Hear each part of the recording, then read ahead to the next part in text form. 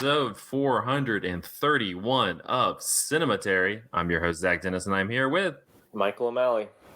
Grace Winburn.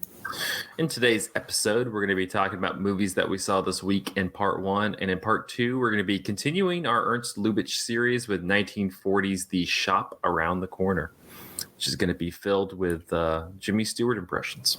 Yes. Very exciting.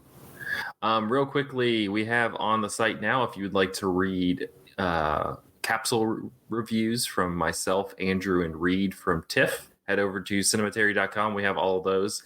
One pertinent one is that they're about to put out Knives Out Glass Onion, or Glass Onion Knives Out, whatever the hell it's called.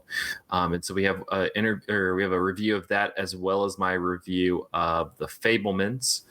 The Fabelmans came out, I think, in limited release last week, but is getting a wider release this week. So both of those movies, check them out. But yeah, let's go ahead and jump into movies that we saw this week. Michael, this is one I talked about a couple weeks ago, but I'm going to get your take, and I figure we can go a little bit deeper into the Banshees of Inisherin. Yes. So do you think I should recount the plot, since maybe not everyone is dedicated enough to have listened Grace to needs the the plot. Yeah. Okay. So this is the most recent movie directed and written by one Martin McDonagh, who did In Bruges was the good one that he did, but he also did Seven Psychopaths. Seven Psychopaths is his brother. Is it really? Mm-hmm. Dang. One of those Irish guys did Seven Psychopaths. He did. So Martin is Ebbing, Missouri, and In Bruges. Okay, well, Three Billboards Outside Ebbing, Missouri is not good. In Bruges, I remember being good, but I haven't seen it since I was in high school. But this one is great. This movie is great. So it stars Colin Farrell and Colin Farrell and Brendan Gleeson, and they're on this island that seems to be inhabited by maybe 20 people or something like that. The small provincial island off the coast of Ireland in the early 20th century during the Irish Civil War. And one morning, or I guess one afternoon, Colin Farrell goes up to Brendan Gleeson's house, and they're old drinking buddies. And he's like, let's go to the pub. And Brendan Gleeson is just ignoring him. And come to find out, Brendan Gleeson has decided that he doesn't really like Colin Farrell anymore. And in fact, he wants to just spend his time composing his folk ballads on his violin. It's super funny. She's like, I don't want to be your friend anymore. He's like, what did I do? Nothing. I just don't like you anymore.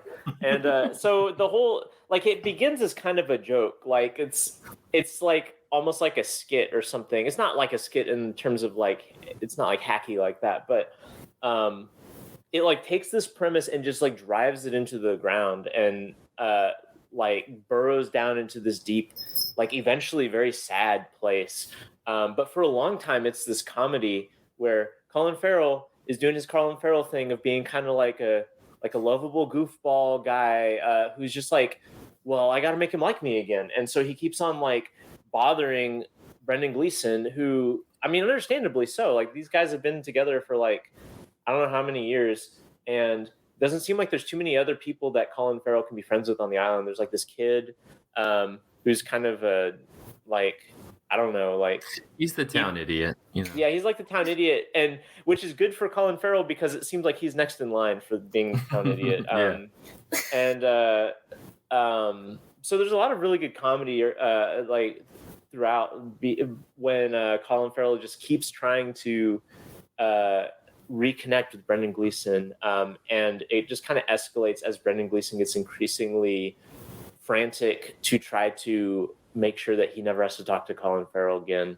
And eventually it gets very sad. It goes to somewhat extreme places in terms of the destruction this does to these two men as one tries to reconcile and the other tries to not have anything to do with him. And it ends up being really sad and really poignant by the end. And I thought it was really good. As probably I indicated before, I'm not a huge Martin McDonagh fan. I think this is definitely my favorite of his, based on my memories of them. I haven't rewatched any of them, but like this is really good. And I remember you liked it too, Zach, right?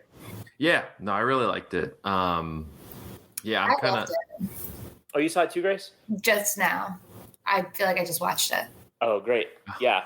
Yeah, well, I would recommend actually going and seeing it too. You should go see it. Colin Farrell particularly gives like this really good performance that like I'm sure I'm like a good performer, but like he's just like a hair above me, if you can believe it. Also in the looks department for you. Just a hair above you though. Just his hair. Just a that, little but he's like actually like shockingly good. Like I like Colin Farrell. This is not like a dig on him, but like this is, I think, my favorite performance by him as well. Like it is so funny, but it's also so very sad. Like it is like a, just like, as I mentioned, just like a deeply melancholy role from him as he just tries to, like, by the end he's just a lonely guy, like, and he's not even that funny anymore, but the whole time he's mostly been funny, and the slide into loneliness really snuck up on me, you know, until by the end the movie kind of panned back figuratively, and I realized like, man, this sucks for this dude. You mentioned in your Letterboxd review, I also didn't really know I don't know enough about like the Irish Civil War to kind of understand how that plays. And if it really has I went on a any Wikipedia dive after this movie because the movie keeps doing these things where it keeps referencing the Irish Civil War, but it's never part of the plot. And so that's like like dinging my like English teacher brain. I'm like, this is a metaphor. They keep referencing this thing that doesn't have anything to do with the plot, and it must be. And like, there's definitely something going on where like, there's something about like the falling out that happens between these two people that's meant to be a like analogy to the Irish Civil War, which is going on at the time, which like, I'm not like an Irish historian, of course. And so what I say should be taken with a grain of salt, but like my understanding of the Irish Civil War is that after Ireland, like the Irish War for Independence ended, there were competing factions within the nationalist parties in Ireland about how their relationship with Great Britain should be. And that's how the Civil War broke out. And so like that kind of maps onto this idea of like these two men who were friends for a long time are now suddenly at odds, in the same way that like these, you know, factions in Ireland who had all had a similar cause, aka the liberation of Ireland, are now at odds over this next step. And if there were someone who were Irish here, I'm sure that they would have a take in the same way that like we all had takes about the racial politics of Three Billboards Outside Ebbing, Missouri, that I think that maybe Martin McDonagh didn't realize he had stepped in, maybe. And so I am not confident at all in saying like what this movie's doing other than that very broad gloss. But I think it also just works as a character drama too. So if you're like me and I'm a dum-dum about Irish history, it still works. Yeah. I'm reading now. Somebody asked him in an interview if the ending where the two friends have a falling out that's so severe it like leads to bitterness, then violence, then irreparable harm, is like a metaphor for the Irish Civil War. And he said, and Martin McDonagh said no. So. Okay, he says no, but why did he said it when he did? Why are they constantly referencing the Civil War? Like, that seems, I don't know, man. There's a lot of creative choices in this movie that are weird if it's not a metaphor. Maybe it's not. I don't know. Well, I would read this interview, another interview that mentioned it in The Atlantic, but I don't have an Atlantic subscription because I don't live in Brooklyn. So. Oh, hey, fun fact though, if you use Firefox, you know how there's like reader mode on Firefox that like eliminates all the pictures and stuff. Mm-hmm. That gets you around the paywall on The Atlantic. You hit that reader mode and refresh, and then all the text is there. Maybe next time. From me. Breaking news coming from the Cinematary podcast. No, I really liked it, and ever since I saw, I kind of want to see it again at some point soon. I do want to. I mentioned this a couple weeks ago, but I do want to revisit In Bruges, which I enjoy. I think this one's a little bit deeper. That one's really fun though because it's just a lot of like swearing and violence. There's a lot of swearing in this one too. There's a lot of swearing in this one also, but like it's just kind of like Colin Farrell is also kind of a lovable dullard in that as well. But plus also that one has Ray Fiennes as a like also swearing a bunch, and so that makes it like triple fun. But that's more of like a fun movie. Yeah, I'll probably rewatch Ebbing, Missouri, even though I probably don't need to. But that was also one that left me feeling very kind of just inside. But this one I think is great. I think the two lead performances are great, but you mentioned the boy, the kind of town idiot character, but Barry Keoghan, who's the actor, like steals every scene that he's in. He's really good. He's doing really good.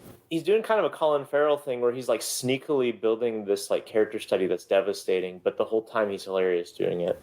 Yeah, and what a year for Colin Farrell, because he like has this movie, which is a relatively serious movie, even though it's funny at times. And then he also was the Penguin in the Batman movie, where he went, oh my gosh, I totally forgot about that. What are you doing here? He's also super fun in that also. Oh man, I'm glad you brought that up. I had totally blanked on that. What are you doing to me here? I do want to say, so those three performances, Gleason and the other two are really good, but also the actress who plays the sister, who is, what's her name? Carrie Condon. Mm-hmm. She's really good too. Like, she's also really good. Yeah, she's kind of like this long-suffering sister. You can tell is kind of like holding what remains of the family estate together, because like Colin Farrell's character lives with his sister, and their parents are dead. They don't seem to have any other living relatives, and they just have this very small like herd of cattle and some other livestock, and that's all that they got. And she seems to be the one who's like keeping it all together, but she also is a big reader, and she definitely has like ambitions beyond her station. And so there's this kind of sad kind of undercurrent with her too, where she feels a responsibility toward her home, but is also perpetually frustrated at like just how small everything is.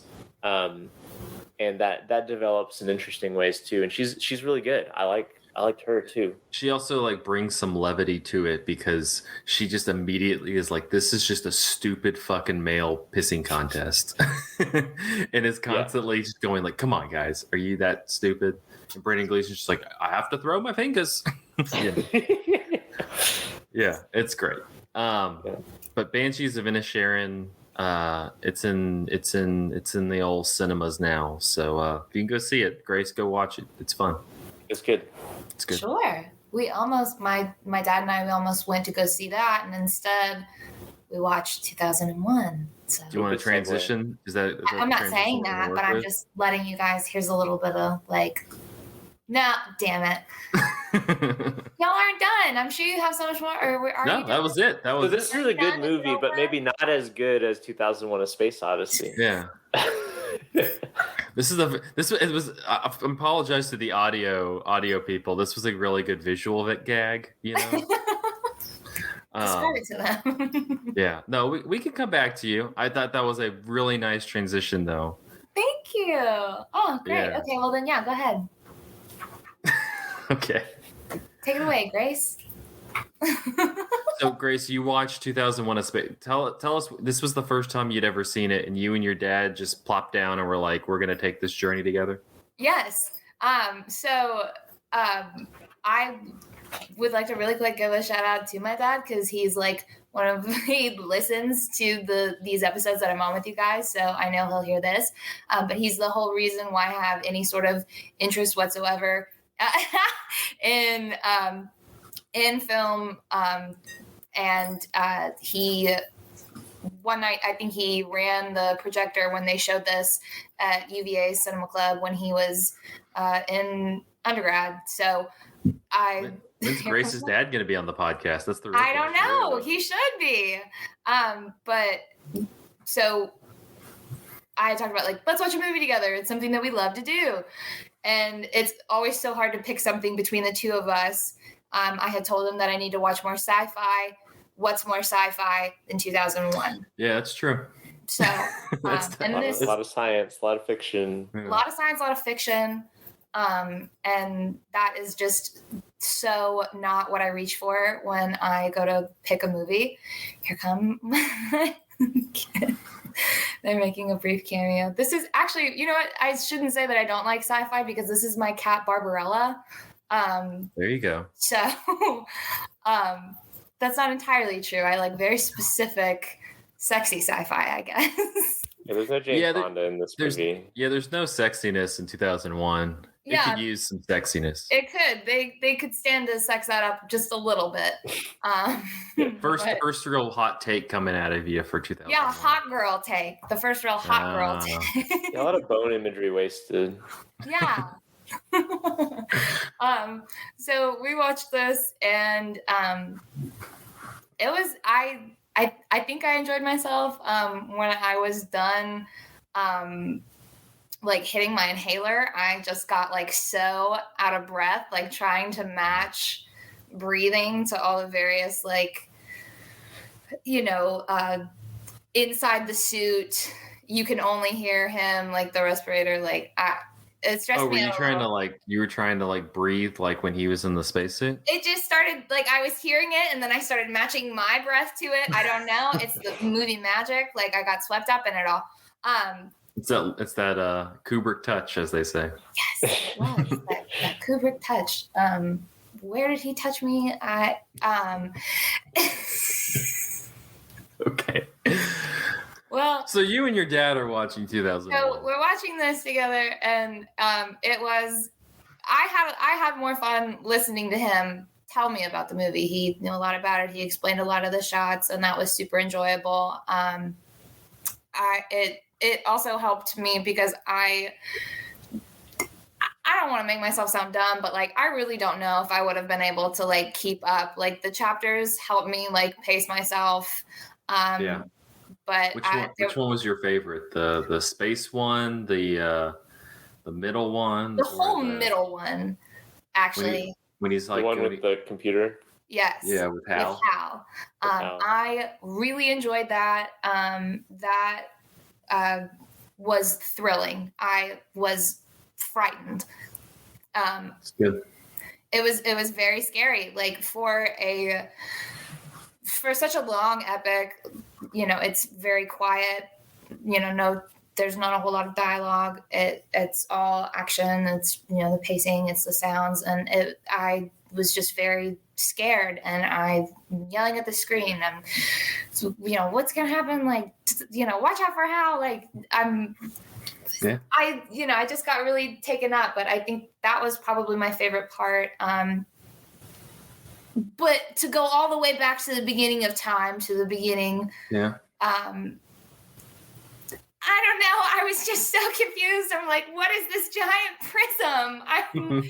You know? Like, that's the thing. What is this? This is freaking me out. I fear what I don't understand. And this is... Did your dad have a theory on what the prisms were? Oh, yeah. He's like, you notice how it shows up at every point of evolution when they make tools, when they reach the edge of time, man is evolving.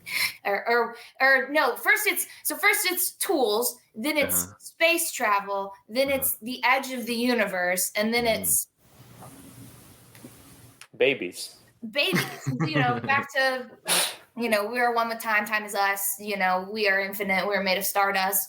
You know, whatever that metaphor is. But yes, that was his theory. He's like, it appears at each point of, you know, when man is on the cusp of evolving, like it is there. Does it guide evolution? Does it help? Does it hinder it? And I was like, oh, I'm afraid of computers now. Yeah, man. Yeah. No, not him, but my first laptop that I got, I named HAL 9000. Like it was, you could still like name the CPU or something. Like that was like a feature on it. And you were like, I'm going to test Destiny a little bit and name it HAL 9000. Yeah, it didn't do shit. I'm going to put a lot of faith. I showed that computer who was boss. I'll just reaffirm for the podcast listeners that the first time I watched 2001, Andrew got mad at me because I checked the World Series score in the middle of the it's a whatever the sequence, when he's traveling through time and space. I was like, let's see how the Giants game's going. I mean, is that not like man's use of tools? You were just following the impulse of the film. Yeah, I mean, he was doing it. He was traveling for a minute. I was like, all right, well, I'll come back to this in a second. I just needed to check real quickly. Other things are happening in the world. It is the kind of movie where you can like, I'm going to do something and then come back and probably the same thing is happening. Yeah. Yeah. That traveling, that kind of did go on for a while. It was beautiful. I was like gripping this. It was like, this is gorgeous. Like, yeah, it was stunning to look at. I sort of felt myself like falling into the visuals. It was lovely. Listen to the Blue Danube and everything. Yeah.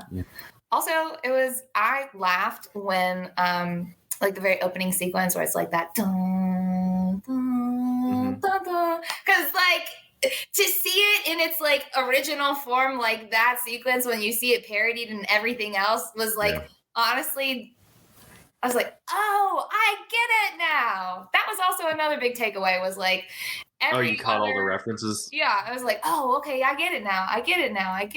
Like that definitely helped. Did you like the match cut when he throws the bone up in the air and then it swirls and swirls and swirls and then becomes the spaceship? Yes. Or actually, when I first watched, go ahead. Well, after it happened, my dad was like, "Did you see that? Rewind." He's like, "Isn't it great that I can do this?" We got to get your dad on the podcast now. I know. Yeah. When I first watched the movie, I had a lot of trouble with because I had seen so many references to 2001. Like, including, like, there's a whole Simpsons episode that, like, references a bunch because Homer goes into space and stuff. Like, I had a hard time taking it seriously for a while because, like, it had been so thoroughly parodied that I had a hard time separating that in my head from the actual movie. Yeah, it is one that's so... Well, it has that going against it, and then it just has, like, the, like, the film person, like, it's 2001. It's very important. You need to reckon with it. And you're kind of just, it's got a little bit of that going against it as well. I think it seems like Grace, like you're kind of just like, it's a lot and I don't know how do I feel about it. And I'm supposed to like have a firm opinion.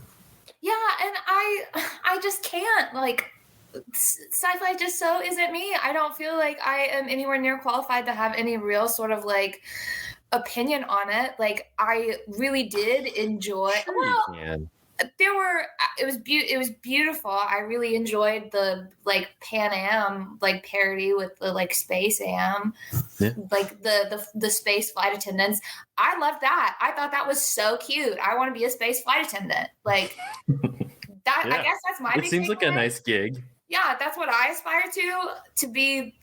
A space flight attendant, absolutely. Like, send me up. It's a little unbelievable now because there's so much room on the spaceship. Like that wouldn't be like Delta Space would not be that spacious. Let's just say Spirit Space. Oh my gosh, Spirit Space. Spirit Space is the cargo on Delta Space. Can you guys just imagine what what might have happened had the airline industry not been crippled in our real 2001?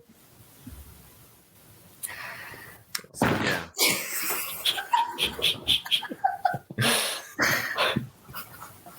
Jesus. Oh God. Well, you know what else was happening in 2001? 9/11 and the War on Terror. And really the 2001 A Space Odyssey of the War on Terror is Billy Lynn's long half. A+. Yeah. We're so good at transitions. We're so good at transitions. So this is one that's been kind of on my watch list for a minute, just because I've just been kind of curious about it. Nadine has talked about it. She's a big fan of this movie. But this was one, I think this was the movie Ang Lee made. Let me double check. It's the movie he made right after Life of Pi. So like he makes what is it? He makes Life of Pi, he makes Brokeback Mountain, and it's like Ang Lee, top of the world type situation. And then he comes back and he makes Billy Lynn's long halftime walk, which is adapted from a book of the same name. And he's also utilizing the high frame rate, the 120 frames per second technology, similar to he used it in Life of Pi, correct? I don't think he did. Well, maybe he did. I don't know. Well, Anyway, I never went to a theater that had it, so no, I didn't either. But pretty much what it's supposed to do is it's we're used to seeing 60 frames per second. That's like what our kind of comfortable viewing experiences, or at least what we can kind of handle. And so 120 frames per second is double that, and it kind of is just supposed to not completely distort the images, but create this. And it does, even in like a regular version, like I watched of the movie, it does create this. It almost feels like a filter, like this kind of unnatural filter to it, which kind of works for what this movie is. So the movie is Billy Lynn is this 19-year-old. He's gone off to Iraq. This is happening in 2004. So this is 3 years into After the War on Terror.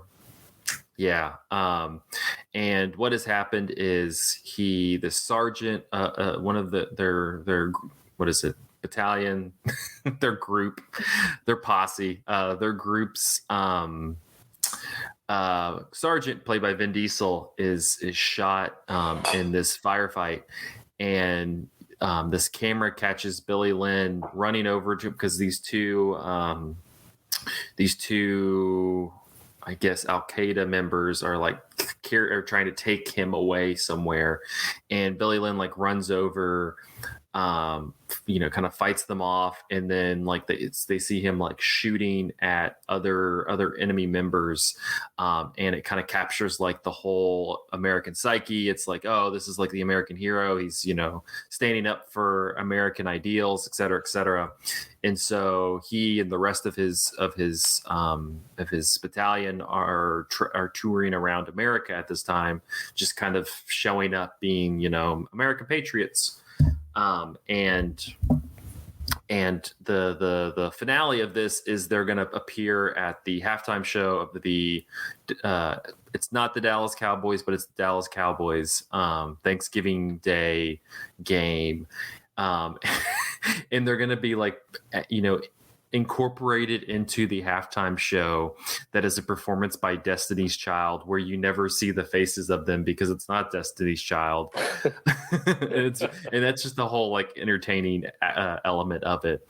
But it has like, and so a lot of the pretty much the whole movie is him going through the motions of the day of going to this halftime Thanksgiving Day football game. But also he's flashing back to his time in Iraq, but also his time when he came home immediately after the event to see his family, who also lives in Texas. And predominantly those scenes are him and his sister, who's played by Kristen Stewart, who is kind of the catalyst for why he enlisted, because there's a long story, but she kind of like she had to have like a lot of surgeries after this car accident, and it led to Billy getting into a situation where he was either going to be arrested or had to enlist in the army. And so it's a lot of whenever he's back home, it's a lot of conversations between him and his sister, played by Kristen Stewart, who is very like, you don't need to be like, you don't have to do this. Like, this is, you're just going to get yourself killed type thing. But then you have him kind of flashing back to when he's in Iraq, and kind of the camaraderie that he has with his fellow soldiers, predominantly this sergeant who's killed, played by Vin Diesel, as well as one of the other commanders, played by Garrett Hedlund. And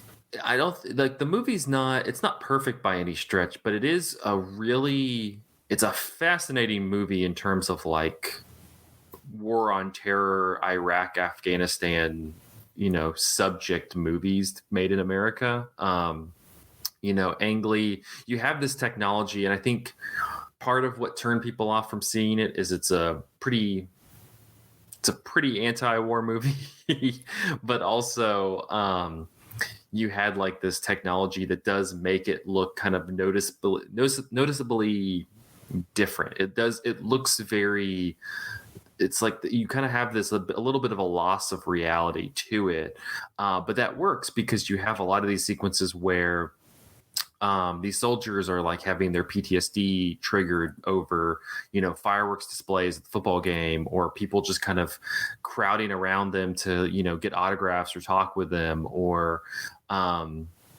the easily the best sequence of the entire thing is the actual halftime show where they're like doing this American Patriot celebration, and they're literally just having to stand there while Destiny's Child is performing, and you have like all these pyrotechnics like shooting off and things like, and you have one of the, you have multiple members of like the battalion kind of like starting to freak out because, you have this incredible, like it's cutting between the performance and the firefight that they were in Iraq. And it is this very kind of surreal moment because, for the most part, the Iraq sequences are shot pretty normally, but then when they're in like the football stadium, it's you have this 120 frame per second technology going, and it doesn't feel like, it feels like something's off with what's going on. A lot of the movie is dealing with this dichotomy between,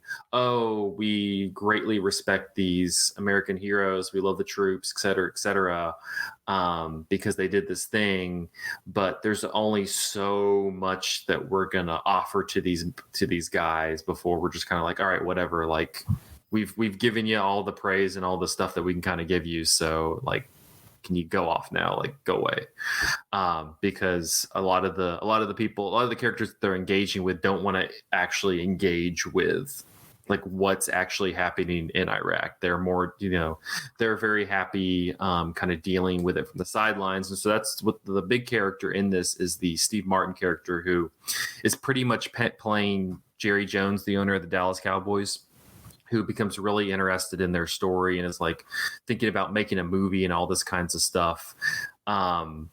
And it leads to kind of just this blow up because Billy Lynn and his other soldiers are just kind of like, no, over the course of this whole day, like our story is just being exploited, to kind of make you all feel like you're a part of this fight. You're like you're doing something for this country.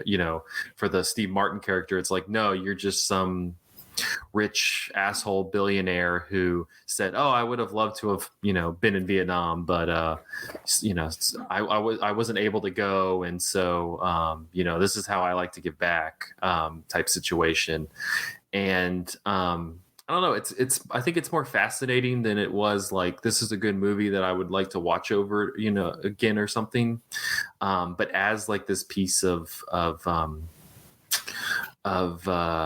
American movie talking about Iraq and the war on terror, it's pretty fascinating. It's just like this stark difference from not only just like the like super pro war Iraq movies, even stuff like kind of in the middle, like an American Sniper. Like this one is very much in its own category where it's very anti-war, happening at a time when the war is still going on, because this came out in 2016. So it's kind of a fascinating watch just in that regard, as this anti-Iraq war movie.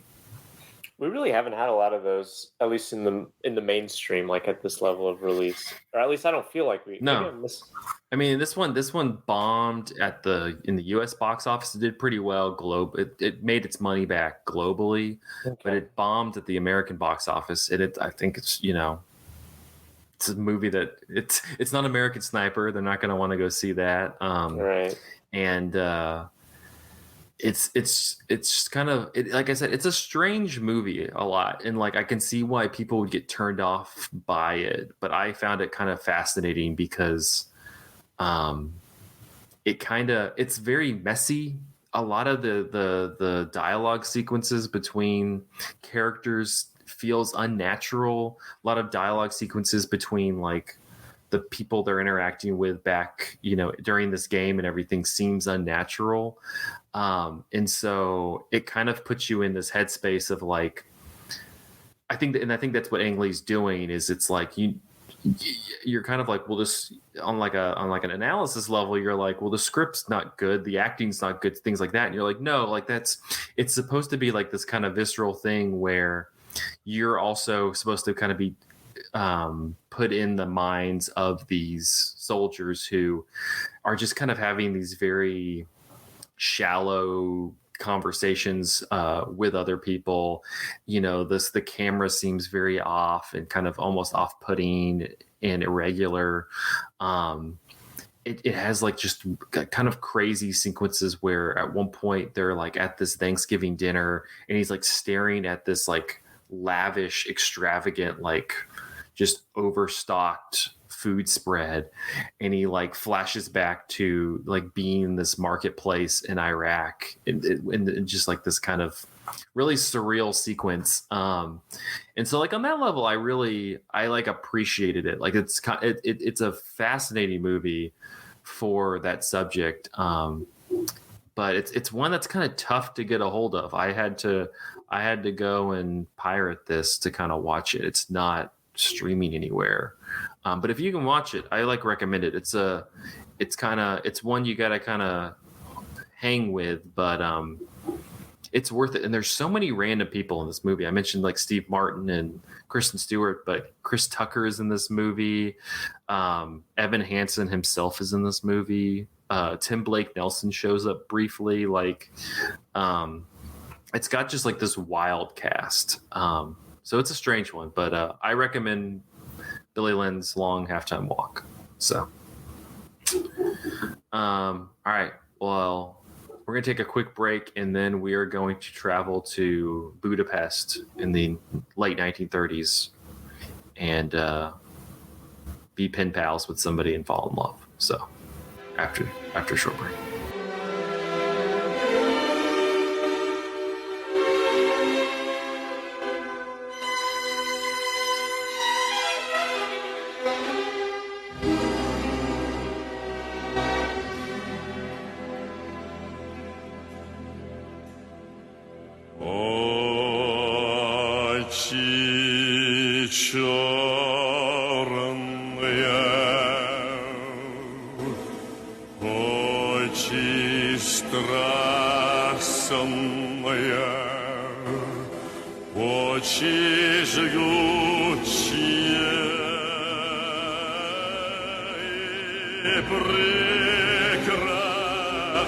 And we're back with part 2 of episode 431 of Cinematary. In this part, we're going to be continuing our Ernst Lubitsch series with 1940's The Shop Around the Corner. Directed by Ernst Lubitsch from a script by Samson Raphaelson. The film is also based on the 1937 play Parfum Marie by Miklos Laszlo. The film stars James Stewart, Margaret Sullivan, Frank Morgan, and Felix Bressart, Alfred Kralik, and Clara Novak, which, mind you, Jimmy Stewart, Margaret Sullivan, two deeply Hungarian people, are employees at Machetek and Company, a general store in Budapest. Clara and Alfred are constantly at odds with each other, butting heads and disagreeing on almost everything. Both are enamored of their respective pen pals, who serve as welcome distractions in their lives. Little do they know they are each other's pen pal, and despite our differences, have unwittingly fallen in love through their letters. All of the scenes for the film were reportedly shot in sequence. Lubitsch delayed the start of the movie, though, until both James Stewart and Margaret Sullivan were available. And so while he waited for that, he filmed his movie Ninotchka at the same time. By the time he made The Shop Around the Corner in 1940, Lubitsch's brand of expectation rug pulling had become ingrained in what was expected of a Hollywood movie. Indeed, it is often argued that it was Lubitsch, not D.W. Griffith, who was the true author of the dominant style rather than the dominant technological approach of Hollywood cinema in its golden years. Quote, he invented the modern Hollywood, Jean Renoir once said. The man was so strong that when he was asked by Hollywood to work there, he not only didn't lose his Berlin style, he converted the Hollywood industry to his own way of expression. The Hollywood Reporter in 1940 said, "The picture is a triumph for Ernst Lubitsch from beginning to end. We don't believe the industry can boast another director who could have handled this subject as he did. These Lubitsch touches that used to highlight news columns several years ago and which made such good copy for those columns predominate in this subject as much as they did in the same director's Ninotchka. But in this modern little story, Lubitsch seems to have reached his pinnacle of touches, which is the main reason for the success of the entertainment." In 1940, the New York Times said, "Lubitsch has employed the film to brighten the shelves where his tidy continental romance is stored, and among the bric-a-brac, there are several fragile scenes which he is handling with his usual delicacy and charm, assisted by a friendly staff of salespeople who are going under resoundingly Hungarian names, but remind us strangely of Margaret Sullivan, James Stewart, Frank Morgan, and Joseph Skildkrot. All told, they make the shop around the corner a pleasant place to browse in." They scooped your jokes, Zach. I know, the New York Times getting my humor. So let's talk a little bit about the shop around the corner. Was this anybody's first time seeing this? Because I had seen this before. Yeah, Grace.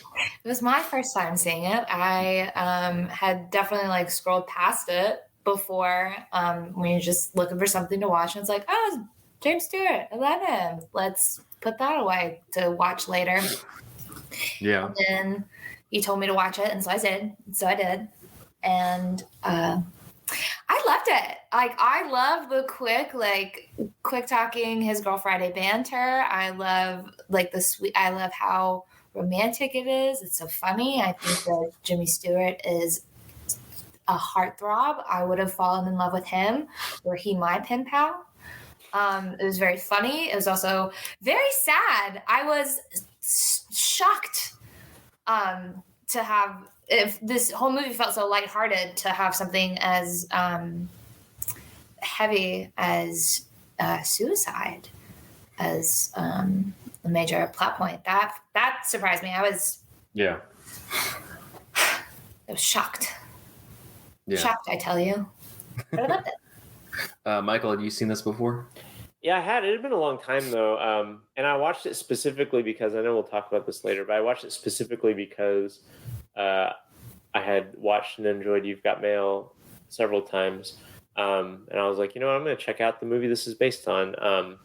And one of the things that struck me the first time seeing it, and I had kind of forgotten along the way, is that the You've Got Mail hook and kind of like the plot thread that you mentioned with the two lovers being pen pals, but they don't know they're pen pals and they don't get along in real life. I was surprised both when I originally watched it and then now at how buried that is in the movie. There's a lot of stuff that goes on in this movie around that, and it's really more of an ensemble piece.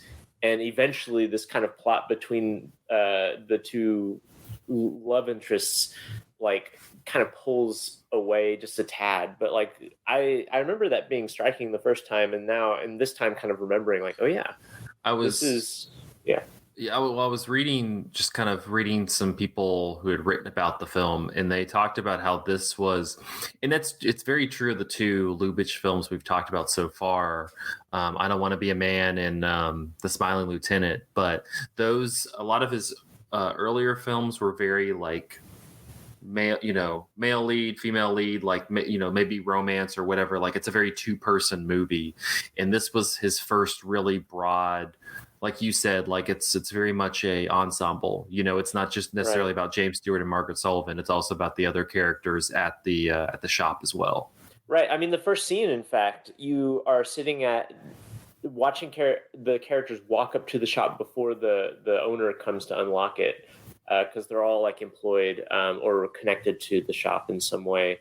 And so just the very first scene, and this makes sense, this is a very theatrical play kind of opening where, we have a set, which is the street in front of the shop with the window. And we return to the set multiple times in the movie. And we see one person walk up, we see another person walk up, they start having an interchange, and then another person walks up and joins. And in this way, we're introduced to all the different characters, but no one character is really presented as the protagonist. And I would say through the rest of the movie, no one character is really presented as the protagonist, even though like Jimmy Stewart becomes kind of like a focal point in the movie. Yeah. And because it's Jimmy Stewart, you're like, oh, he's kind of the star. Right. But yeah, no, I Although agree. this is like an early Jimmy Stewart movie, right? Like Yeah. 1940. yeah, he's not like a movies. superstar, but like Yeah. now kind of looking at it, you're like, oh, it's Jimmy Stewart.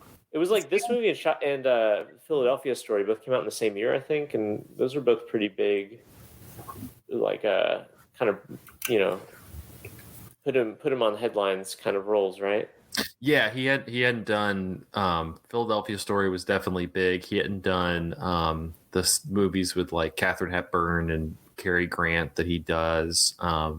This was big, and he hadn't done like It's a Wonderful Life or any of the Anthony Mann westerns or the stuff that like was making him big.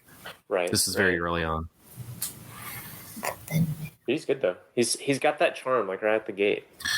Yeah, the thing I really like about this film, and it's in terms of like the ensemble, it's a good kind of prototype lead into next week's film, To Be or Not to Be, which is also a big ensemble movie as well.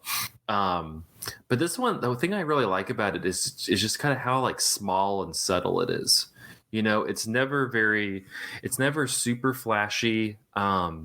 Even the romance itself is very, not necessarily subdued's not necessarily the right word, but it is very subtle. Like it's not, we'll probably talk about it kind of in the back half of this part, but You've Got Mail, the remake, more modern remake, which I think people are much more aware of.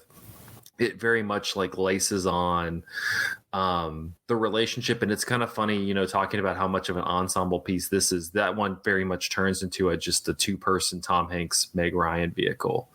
But this one I just like because, you know, it's like what 90, 100 or like 100 minutes, and it just feels very much like you're centered in this store.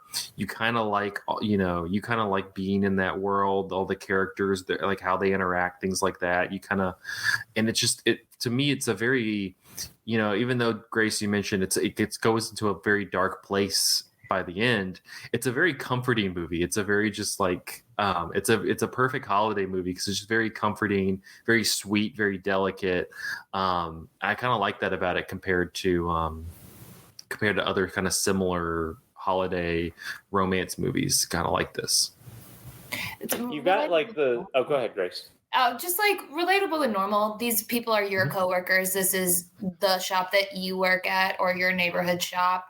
They're like the way that the two fall in love, it through correspondence, but really they fall in love with each other like at work. Like she mentions later on, she's like, I was starting to fall for you. Like, because we were working together. I noticed you more. We spend our time together. Like that is so relatable. Like for a lot of people, they find their partner. We worked together, and like that's very comforting. Like that's a very comforting and familiar storyline.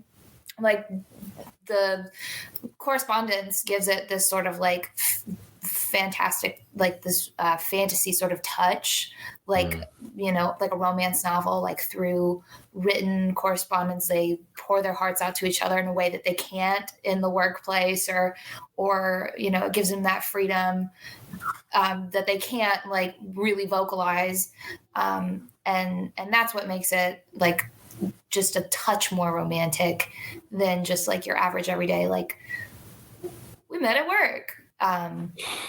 But I do love that she puts out an ad in the paper to get this correspondence started. I do love that ad. Like she's just like seeking an anonymous man.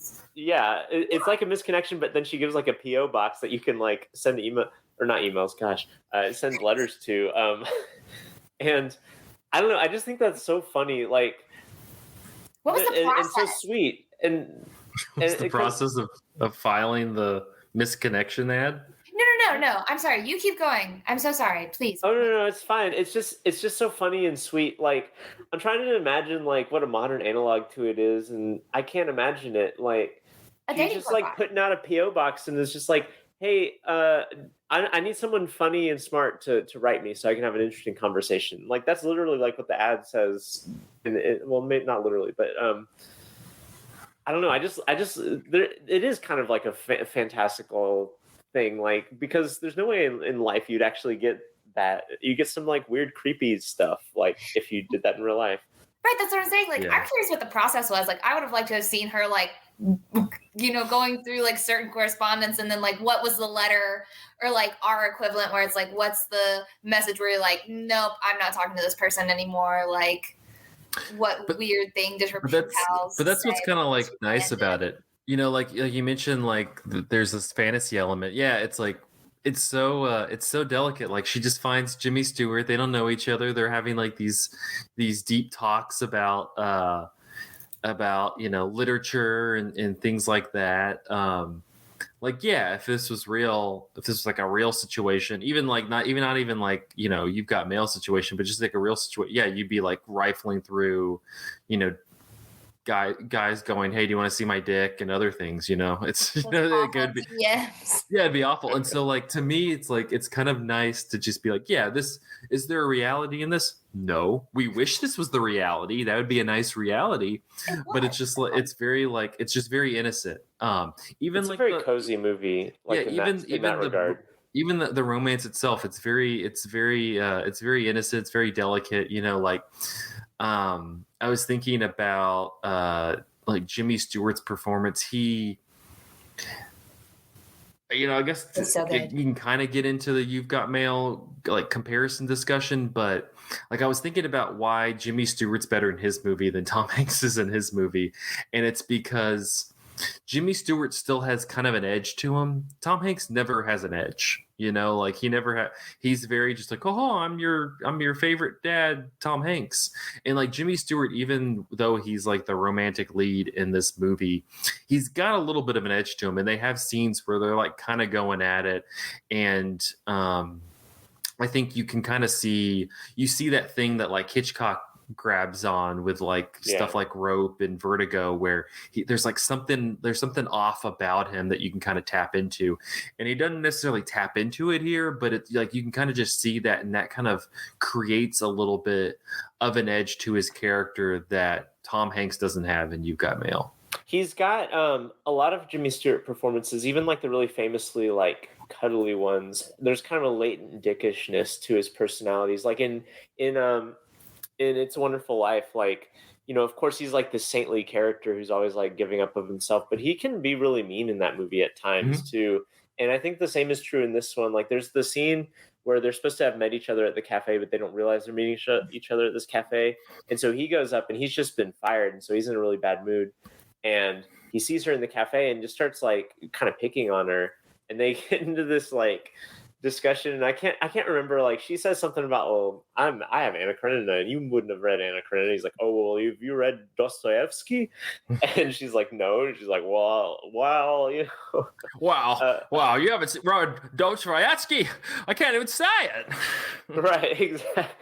And I think like I will say, like, Tom Hanks does not have this very much in You've Got Mail, but Tom Hanks has that quality in some other performances where you have the like kind of like cuddly dad Tom Hanks like bristling with this like latent meanness, like in like Catch Me If You Can, or maybe The Post, or like some of those movies. Well, in terms of like similar movies, he definitely has that in A League of Their Own, where he's very bristly for most of the movie.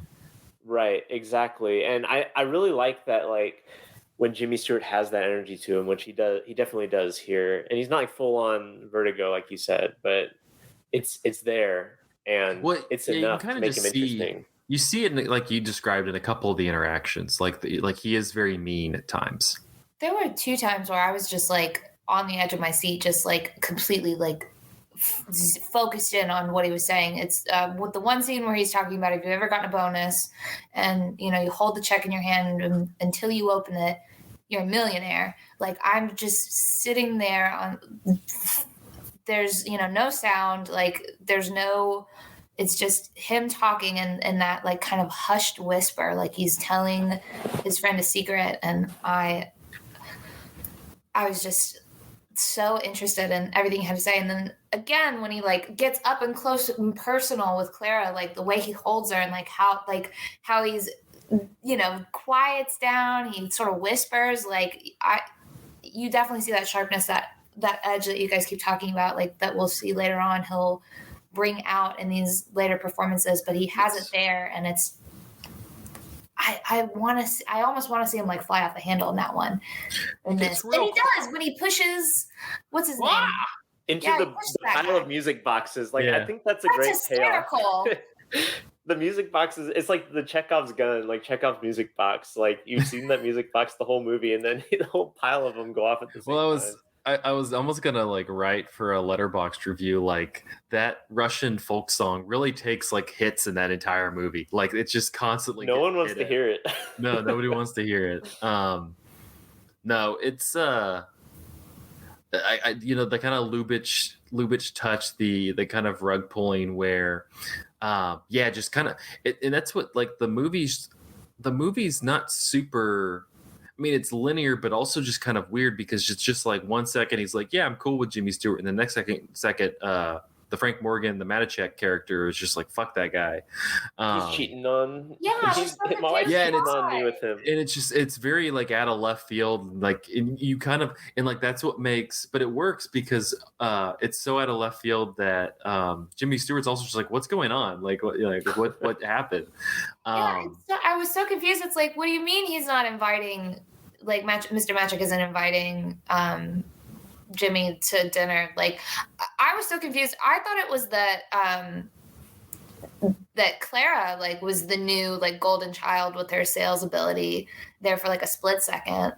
The sequencing of that is a little bit weird. Maybe I missed a detail, but you don't actually find out why he's mad at Jimmy Stewart until the private investigator comes in, right? No. Yes. No. Yeah, you don't learn, and that's why, and that's where You've Got Mail's a little bit better because it at least shows like a little bit of the progression into why they're angry at each other.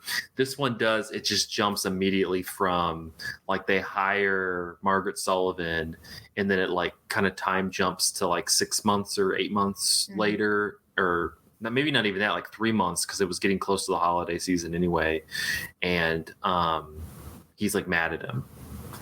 But this is a good part.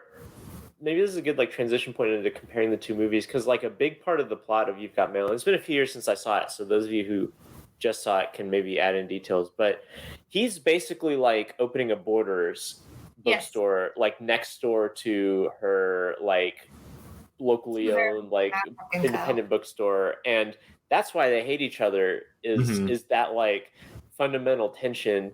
And in this movie, it's weird because like the Tom Hanks character, who's like the jerk like businessman, is Jimmy Stewart's boss, basically, right? Like that guy gets subsumed into Tom Hanks's character in the You've Got Mail, and there's not a lot of actual reason for why these two people dislike each other in Shop Around the Corner, other than just they kind of don't get along. Yeah. No, You've Got Mail is much more explicit. And it's also trying to like say a bunch, because that's why I say like this movie, like Shop Around the Corner, is much more cozy. It's it's just kind of, it's very like light. And this one's kind of trying to say stuff about the advent of the internet, in the early part of the 21st century. Am I remembering right? Isn't the title sequence like some really heavily aged CGI like zoom in of the computer and like you dial up, spy games, and you're just like, what the fuck is going on right now? I love that trend in the 90s of just like throwing like wildly inappropriate CGI into an otherwise a movie that wouldn't need it. Yeah, it's strange. It's so, but one, it's trying to say something about like the advent of the internet, and then two, it's trying to it's also like kind of doing this, big box store versus small store, like gentrification is bad. Yeah, very early gentrification look, without kind of defining it in the gentrification terms that we would be doing now, which is a little bit more explicit. But also, it's also a weird parallel because they spend the entire fucking movie going to Starbucks to get coffee. So it's like save your local bookstore, but your local coffee shop can go fuck itself. They meet up in the local coffee shop. They have their That's true. they have their meeting where she's reading Pride and Prejudice with a red rose instead of Anna Karenina and while watching that You've Got Mail today, I didn't realize how much they lift from the meeting scene in The Shop Around the Corner. Like they literally lift lines. Yeah, my wife was watching Shop Around the Corner with me, and she's a big You've Got Mail fan, and she was like the scene where his friend is kind of looking in the window and like describing her to him, like apparently like carbon copy. I don't remember this, but Dave Chappelle says the exact same stuff. Yeah, and he says that, and he does the whole same sequence of like, well, do you like her? And he's like, I mean, yeah, she's fine. But he's like, well, if you don't like her, then you're not gonna like this girl. Because it's her. Like it's which is a great line. Yeah, it's a great, but no, it's really funny. The whole sequence in like, even when Tom Hanks and Meg Ryan are interacting, it's very much like Jimmy Stewart and Margaret Sullivan. It was just very funny after watching it the day before. I'm like, oh damn, they actually like lifted a lot of this for this sequence. It was good. There are though like lines in You've Got Mail. One of the things that You've Got Mail does that this movie really doesn't do is you see a lot of their correspondence with you hear a lot of their correspondence with one another, which you don't really hear a lot of the letters in Shop Around the Corner. But like there's all these sorts of turns of phrases and stuff from the movie You've Got Mail that are kind of lodged in my brain. Like for instance, after they have that scene where Meg Ryan and Tom Hanks meet at the cafe and they have a real falling out, and she says, they both say nasty things to one another. Like, I think it's her. She has this thing where she says like, I'm never able to say exactly what I think when I'm mad, but I did it that time and now it feels terrible, or something like that. And that's I remember that, like that sticks in my head as like a good line from the movie. And I think that's original, right? That's not in Shop Around the Corner. No. Well, because You've Got Mail spends a lot more time in like Shop Around the Corner is much more subtle. It's it kind of wraps itself up pretty quickly. You've Got Mail hits the point when it hits the point where her shop closes and his shop's still open and his store's still open, and then it like goes on for a while, because then they're like briefly friends, and then they're like, oh, let's meet the pen pals, and now we're in love. Which is nice because it's like the end of the movie, and it's like, oh, we're in love now. You still put me out of a job, but love. Yeah. She's got her new career path. She's a writer now. Yeah. Well, that's good. For whatever reason, I thought I remembered, because I hadn't seen You've Got Mail in years and years. I thought I remembered it where he like bought the shop and like was operating it, which I was like, oh, that'd been a nice gesture, but no. Mm-mm. There is like a really interesting there's like a really interesting parallel, or not parallel, but like the times have changed or something, right? So you have like the movie that comes out in the 40s is much more focused on like labor than the movie that comes out in the 90s. The movie that comes out in the 90s is all about like big business and the cost of big business and that sort of like kind of neoliberal thing going on. Whereas like the 1940s one is very concerned with like wages and who gets fired and who doesn't and that sort of thing. I don't know, like they're two movies that are both very, very much products of their time in that regard, I feel like. Oh yeah. I liked, you have to have a termination letter. That was interesting to hear, like, management changing hands and, prove it. And you just see it in black and white, bonuses and everything. Yeah, definitely pro-labor. That was, and then, them talking about like job shortages too. Like that was also very, like that stuck out in my mind. Yeah, I like the scene where she's complaining that she would have to find another part-time job because she wouldn't be able to, because by losing the part-time job that she has, she wouldn't be able to afford her apartment. And I'm like, so you're affording your apartment on a part-time job right now? Oh yeah, and You've Got Mail, and she's like, and I'll have to move to Brooklyn. Like, ugh. Yeah, and you're like, well, you won't do that, but also you're going to need to get like 3 part-time jobs then. There's a scene or a line in in Shop Around the Corner where Jimmy Stewart's pay, and you hear this because it's his termination, like his pay in a month is like 250 whatever the currency is. I don't remember what it is. And there's another line in the movie where the boss keeps having to wire his wife more money because she keeps running out of money, and he wires her like 1,000 of the things, whatever the monies are, like we'll say dollars. Like he wires her $1,000, and I remember hearing like Jimmy Stewart's salary is like $250 a month. I was like, that guy just gave his wife 4 times the amount that Jimmy Stewart makes in a month. Like there's like a few like throwaways like that where it really reinforces like the just the grotesque wealth that someone who owns like a successful business has. And I don't think, maybe I'm wrong, I don't remember You've Got Mail hitting the wealth aspect at all, but you've got to know that Tom Hanks's character is loaded, like completely loaded. They did because they do. He has a boat. Number one, like he does. You know, he is on a boat for a lot. He's on a boat. So he has a boat, and it's Fox 3. And then oh my gosh, his dad and like when his dad and his dad's new wife, well, they're not married, partner, his dad's girlfriend, split up. He's like, okay, I'm gonna live with you, son. And they go on dad's boat, which is the Fox 2, and it's bigger than the Fox 3. So like. Yeah. They literally, when you meet the dad and like, is it the grandfather? Yeah. They're like having like, they might as well just have like cigars and are like, yeah, like it's just like it's just a big old fat cat scene where they're just all like sitting in this office. You see like all of New York behind them, and it's a really funny scene though, like in 2022, because they're just bragging about how they're killing all these independent bookstores and they're like drowning in money as booksellers, and you're like, yeah, that's not gonna last, guys.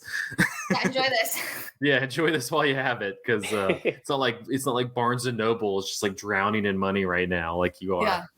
So. Borders. You said Borders earlier, and I was like, damn, R.I.P. I did say Borders. Yeah, R.I.P. Borders. It is funny, like, there's a kind of funny circularity to it in which there's probably more independent bookstores than there are big box, like, bookstores now. At least, like, in Knoxville, there certainly are. There's, like, 3 or 4 independent bookstores, and there's Books A Million and a Barnes & Noble, I think, are our chains here. Yeah. No, it's that just kind of was making me laugh, because they were just over there like they were like oil titans, and you're like, no, you own bookstores. Those are going to go down in like 5-6 years when Amazon starts kicking off. Well, it's funny too, because the movie's so focused on the internet, and the internet is kind of the undoing of that. And I don't think that there would have been any way to know that at the time of this movie's creation. But it is funny that, like, because the Greg Kinnear character is he's like a columnist, right? He's like some other extinct machine job. But he's also exactly right, and also an extinct job. But he's always complaining about, like, you know, he's literally, his first line is about the internet being the end of Western civilization as we know it. That thing is not your friend. Yeah, unless it's how. Also, they really did Parker Posey wrong, because honestly, if I had to pick between being with Parker Posey and Meg Ryan, I would rather be with Parker Posey. She seems way more fun. Parker Posey's always done wrong. Like, we need a Parker Posey renaissance. Like, I know, like, people have really been bought into all these other renaissances of, you know, 90s actors. Parker Posey needs to come back. She didn't work at the Dairy Queen to deal with this, you know. I said I have my job back at the Dairy Queen. Yeah, she didn't work at the Dairy Queen.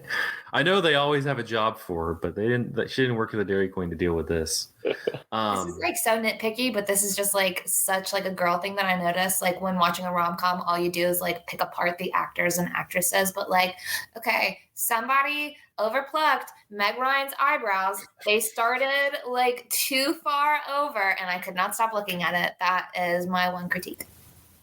Fair. Parker Posey's eyebrows, though, how are they? They were beautiful. She was fine. Yet again. Between the blonde and the brunette.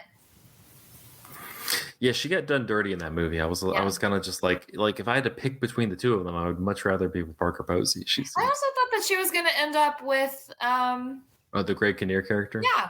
She doesn't deserve, like, no one deserves to end up with that Greg Kinnear character. Like, can you imagine the Greg Kinnear character though is pretty funty though, because like whenever he's on like the TV show and he's like flirting with Jane Addams, it's such a he's just like he's like, oh, it's TV, that's what they do. They just, you know, sweat and flirt with you. And you're like, and she's just like, what the hell are you talking about?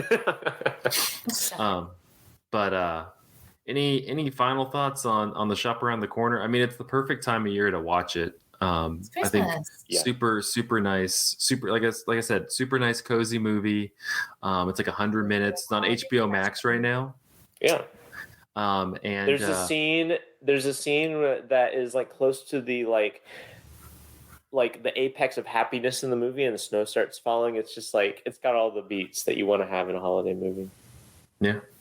I think of it after reading Scott Iman's book, Hank and Jim, about Jimmy Stewart and Henry Fonda, that Margaret Sullivan was the woman that like Jimmy Stewart desperately loved, but she was always like married or with somebody else, so they never were lining up on both being single at the same time. So they did this movie and The Mortal Storm, and so I just like watched the movie this time going, he desperately wants to fuck her because That's he kind of loves sad this. too. He loves this woman so much. Like this was the one that he just like, the one who got away. There was so much chemistry. Like, yeah. I don't know. I feel I miss that. Do you guys feel the same way? Like, sometimes do you see like a romantic lead, like a romantic like pairing, and you feel like there is just like no chemistry between the two, so the directors just have to like make them have sex for us to know that like they are interested in each other? Just that raw attraction between the two of them. Like, they played each other so well. Like, beautiful. Yeah. I don't know. No, they were great, because you think about Jimmy Stewart, he's Grace Kelly in Rear Window. Not really have much chemistry with Kim Novak and Vertigo. But even like Katharine Hepburn in those movies, Margaret Sullivan is definitely the one that he has like the deepest chemistry with, and that's because he was in love with her. So, sorry, Jimmy. Puppy dog Jimmy. He was just like, I want you to be at my shop around the corner. Never happened. Little shop of horrors around the corner. that's the mashup we're looking for. All right. Well, that will wrap up this episode of Cinematary. You can find us at Facebook at facebook.com/Cinematary, at Twitter, as long as it is lasting, and Instagram at handle @Cinematary, and on Letterboxd at letterboxd.com/Cinematary, where we list all the movies that we talked about in this episode. Head over to patreon.com/Cinematary if you would like to support the show. All that money goes toward upkeep of the site and things like that. Thank you so much to our patrons: Cam, Chad Newsom, Corey Willingham, Candace Sisson, Ron Hayes, Sarisa Marsathi, Titus Arthur, and Tyler Chandler. Thank you so much for supporting the show. Next week we're going to be diving in to probably I'll be honest, probably one of my favorite comedies ever, and that's To Be or Not to Be from 1942. I just sit there the entire time and laugh at Jack Benny. So not going to be a hard sell to make me watch To Be or Not to Be. So I'm excited. Sell it to me right now. Go. Just kidding. You already did. I'll watch it. You twisted my arm. I'll do it. Ow, my arm. It's easy. Because you twisted it. I'm gonna end it. We've had too many video references for the audio crowd. We gotta put it to bed. All right. Until next week. Thank y'all for listening.